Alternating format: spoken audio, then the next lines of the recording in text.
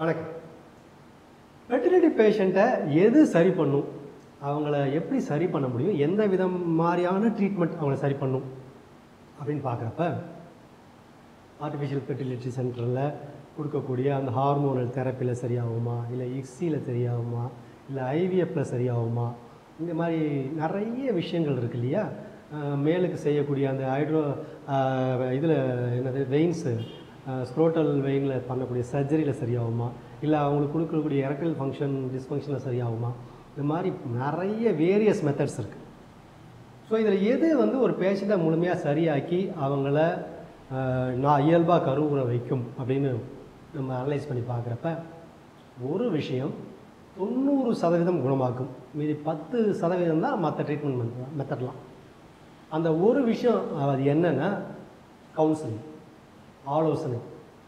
அந்த கவுன்சிலிங்கை நீங்கள் ப்ராப்பராக மேல் பேஷண்ட்கிட்ட தனியாக, ஃபீமேல் பேஷண்ட்கிட்ட தனியாக, அவங்கக்கிட்ட ப்ராப்பராக அவங்க உடல் சார்ந்த பிரச்சனைகள், மனம் சார்ந்த பிரச்சனைகள், அவங்களோட எண்ணங்கள் எல்லாம் வெளியில் வர மாதிரி கொண்டு வந்து ப்ராப்பரான மெத்தட்ஸ் அண்ட் மெத்தடாலஜியை கரெக்டாக அவங்கக்கிட்ட இன்ஃபார்ம் பண்ணி அவங்களுக்கு கரெக்டான ப்ராப்பரான கவுன்சிலிங் கொடுத்திங்கன்னா, இப்போ இருக்கிற நேச்சரில் இருக்கக்கூடிய பேஷண்ட்டில் 90% பேஷண்ட்டு த்ரூ கவுன்சிலிங்லேயே சரியாகிற நிலைமையில தான் இருக்காங்க. ஸோ கவுன்சிலிங், ஆலோசனை, அதாவது மேலுக்கு மேல் கவுன்சிலர், ஃபீமேலுக்கு ஃபீமேல் கவுன்சிலர், அதாவது அவங்க டாக்டராக இருந்தால் தான் பெட்டர். டாக்டர் ஒரு கவுன்சிலராக அவங்கக்கிட்ட கவுன்சிலிங் பண்ணி அவங்கள ப்ராப்பராக ஆலோசனை வழங்கினா 90% பேஷண்ட்டு கவுன்சிலிங்லேயே சரியாயிடுவாங்க. அவங்களுக்கு தேவை கொஞ்சம் அவங்கள என்ஹான்ஸ் பண்ணுற மாதிரி கொஞ்சம் மூலிகை மருந்துகளையோ இல்லை இயற்கை யோக முறை பயிற்சிகளையோ நம்ம சொல்லி கொடுத்தாவே போதுமானது. ஸோ ஃபெர்டிலிட்டி பேஷண்ட்டை சரி பண்ணக்கூடிய மிகப்பெரிய ஆயுதம் கவுன்சிலிங் தான். So male counselling and female counselling தனித்தனியாக அந்தந்த டாக்டர் கவுன்சிலிங் கொடுத்து தான் அவங்கள முழுமையாக ரெக்கவர் பண்ண முடியும். 100 பேருக்கு தான் ட்ரீட்மெண்ட்டே தேவைப்படும். மீதி 90% பேஷண்ட்டுக்கு இந்த கவுன்சிலிங்கே போதுமானது.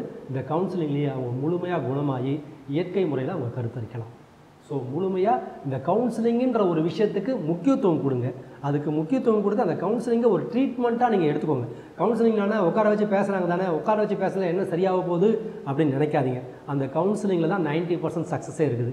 அதை ஒவ்வொரு பேஷண்ட்டும் புரிஞ்சுக்கிட்டால் இந்த கவுன்சிலிங் மூலமே நீங்கள் சக்ஸஸ் ஆகி உங்களோட நோயிலேருந்து முழுமையாக நீங்கள் வெளியில் இயல்பான கருத்தரித்தலை அடையலாம்.